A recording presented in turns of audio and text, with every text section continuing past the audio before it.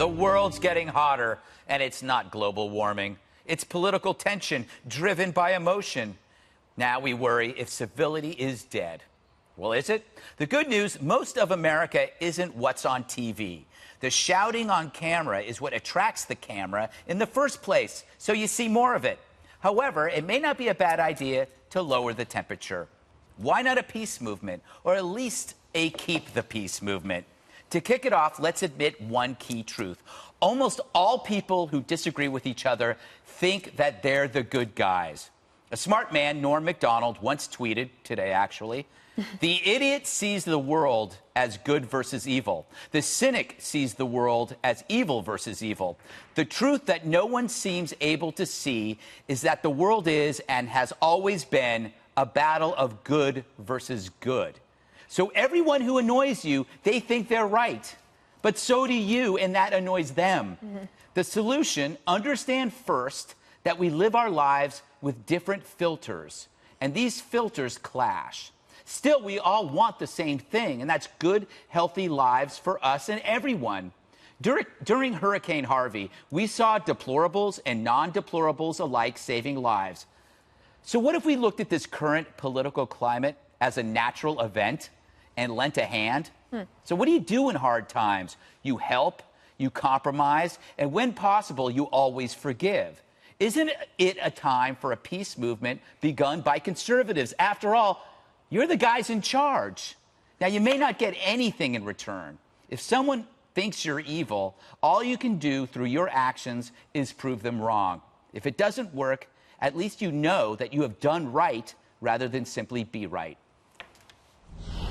Boom. Hey, so, Juan, I want to go to you first. I believe that if we were going to create some kind of reduction in hostilities, it's got to come from conservatives, because you can't expect it from the people who are out of power. When you are out of power, it is almost natural not to play nice because you are upset that you're out of power. So it's more like the responsibility of the people, conservatives, supporters of Trump, to extend the hand. Does that make sense? Yeah, in fact, I'm sort of thrilled that you would say this. I mean, I really appreciate it, Greg, because it seems to me that there's so much animosity in the air, and everybody is throwing something. It's beyond spitballs at each other at this point, and suspect of their motives. So listening to what you said about Norm Macdonald saying it's good versus good, I was like, you know, sometimes I think people who don't have good in mind simply want to line their pockets or want more power for themselves or trying to advantage their friends are doing business. Now, obviously, at the moment, I have very strong feelings about separating children from families, right? So, I mean, I'm not going to deny those feelings, and I don't want to be shut up in expressing my feelings, but I do think that we are out of control in terms of the mockery, the bullying, the kind of attitude that says, you know what, you're not worthy, you're not an American if you're not playing with my team. You know, Jesse, the counter-argument to this is that screw civility, they've made politics personal, so now it's our turn. How do you get out of that thing where you go like, okay, I'm willing to be civil even if you aren't? And it could go for either side. Well, it's tough to kind of unilaterally lay down your weapons in politics because it's such a cutthroat industry. It was just, what, a year ago when Steve Scalise was shot by a Bernie bro, and everybody around this table said, listen, we need to lower the temperature, tone down the rhetoric, and unite as a country. And a year later, here we are in the exact same spot where it's very, very vicious. And I think both sides need to tell their own people to chill a little bit and get back to basics. We're all Americans. The thing we did yesterday with our heritage, we have more in common than we have different than each other. So that's a good thing. But at the same time, there is a difference when Trump retweets a video of himself body slamming a CNN logo and some of the things that have gone on the left. I mean, it was in the inauguration that the left firebombed a limousine. We've had Black Lives Matter people chant death to cops. We've had Antifa smash store windows. Hollywood has fantasized about Trump child rape and beheadings. Nancy Pelosi herself said the tax cuts were literally going to kill people.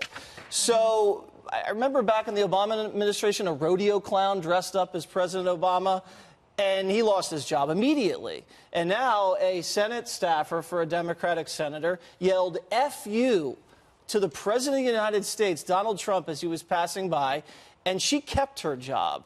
So, you know, I'm willing to listen and I'm willing to say when my side is wrong, but the other side needs to be accountable too. And right now there's a division in the Democratic Party. What are the Trump resistance tactics going to be? You have establishment politicians like Schumer and Pelosi who know how to win elections. You know, Democrats win when they're moderate or pretend to be moderate, and they get it, and they know when to condemn. But then the activists, where the energy are, they're okay, and they want to confront people in the street. They like the mob action. That excites them. And they're going to have to struggle with that internal turmoil all the way through 2020, because right now the division is on that side, and it's getting pretty ugly. Yeah, as you know, Kimberly, I am not practicing religious person, but we know that the Christ-like thing is to turn the other cheek. So when Jesse talks about this side that is more hostile, the reaction should be to turn the other cheek. But do you see that happening when it gets more heated? Yeah, no, I mean, you know, it's a very good discussion, a healthy discussion to try to, you know, create some kind of unity, some civility, you know, on both sides. I think it's not helpful to finger point and say, well, they're worse than this side, et cetera. Like, everyone has to accept their own personal responsibility for their discourse, their rhetoric, their conduct, everyone, including the President of the United States. And then, you know, we lead individually by example. But, you know, what I don't like is the threats of violence, to have people harmed, physical, you know, violence, or turning away a family, saying they can't eat at a place, or things like that, and just taking it, you know, too far.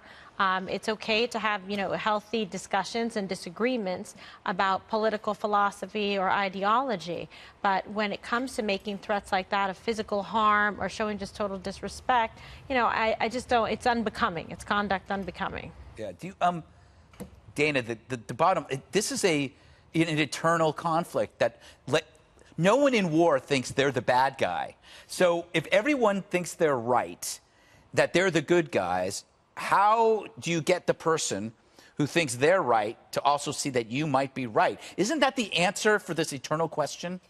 I think that it is a lot about personal relationships. Remember, during the Obama administration, it was always surprising that he waited so long to play golf with John Boehner. Yeah. The things that what a personal relationship can do. And there was a couple of times, I think, that the Democrats came to have dinner at the White House and things like that in this current administration. But turn the other cheek has become replaced by counterpunching. Yeah. And it's successful. Yeah. So do I see it changing? Not necessarily, unless people realize, like, whoa, we are really close to unraveling what we have built. And to me, civility is a choice. So every time you decide to say something, and if you're privileged to be on television, to have a chance to give your opinions about something or debate something with somebody, you have a choice in what you say.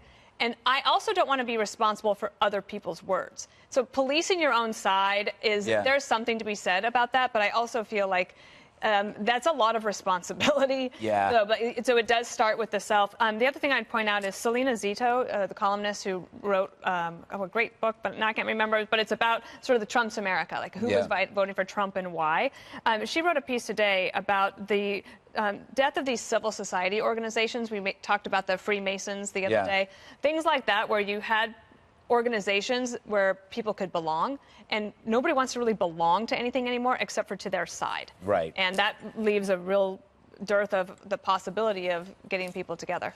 Juan, there are people that believe calls for civility are incompatible with free speech. It's like, okay, whenever I come in and I march and my voice is loud, you're calling that incivility, when in fact free speech matters when it's incivil. I can see that point. Like, you know, it's like you don't want to hear the loud noises, but that's the only time you listen. But is that actually allowing for too much? No, what are you talking about? This is America. I mean, you should be able. But going to somebody's house, like going to somebody's house. No, look. I mean, you have to open your eyes to reality. There are people who want to protest and have a legitimate grievance, which is about the children or some of the other policies of this administration. The question is, how do you handle it? I mean, you know, part of this has to do with the breakdown of facts. And people saying, well, I didn't hear about that. That's not a fact I'm familiar with, and that kind of thing. And so people have to get this straight. You know, I saw a poll knowing that we were going to discuss this, and the poll says that since President Trump's been in office, now 67%, I think it's two-thirds, including two-thirds of Republicans, say the tone and the civility in the country has gone down. So Trump, I mean, he has to take some responsibility, but that doesn't mean that the left has to then say, oh, so since he's doing that and acting and saying lock her up and all that kind of stuff, that we have to behave that way. I do think there are politics involved, and I think there's a calculation. You know, when Trump says some of these very provocative things, it stirs up his base. But guess what? I think that the Democrats then, and this responds to what Jesse was saying, the Democrats have to be smart enough to say, yeah, you can express your views, but we don't want to feed this attitude on the part of the right that, oh, the left is so condescending and arrogant and mean-spirited. I mean, you got to at some point say, no, that's not what we're about. That's not who we are. And I think you saw that with Pelosi and Schumer come out against what Maxine Waters said, and we've seen instances now recently. Someone burned a dead carcass of an animal on a Trump official's front stoop and chasing Sarah Sanders Huckabee out of a restaurant.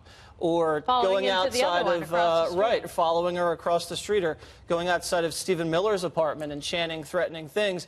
And to what you were saying earlier, and you've said this before, sometimes you assume the other side has evil intentions, when in fact they're either misguided or they just have a different political philosophy. And President Trump in the beginning, I used to think if anybody could work with President Trump, it's the Democrats. And he showed that. I think he went against Ryan and McConnell and went with Pelosi and Schumer when it came to DACA in the beginning. He's willing to reach across the aisle.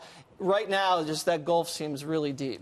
As you know, Dana, as a Jewish Native American, I think that one of the big mistakes in incivility is labeling people.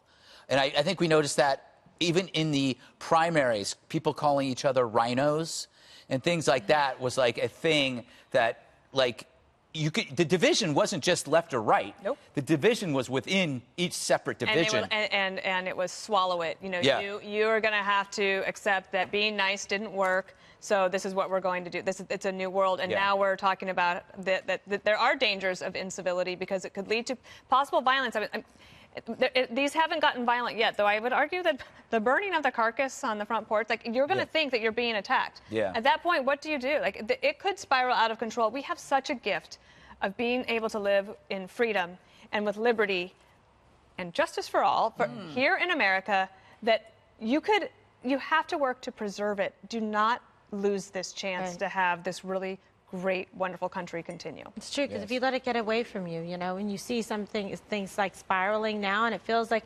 dangerous times in terms of just the incendiary rhetoric, the actions, the violent protests, and, you know, nobody wins with that. So as I say, listen. You know, if there was one thing, listen. The other person has something to say, and they deserve to be heard. Absolutely.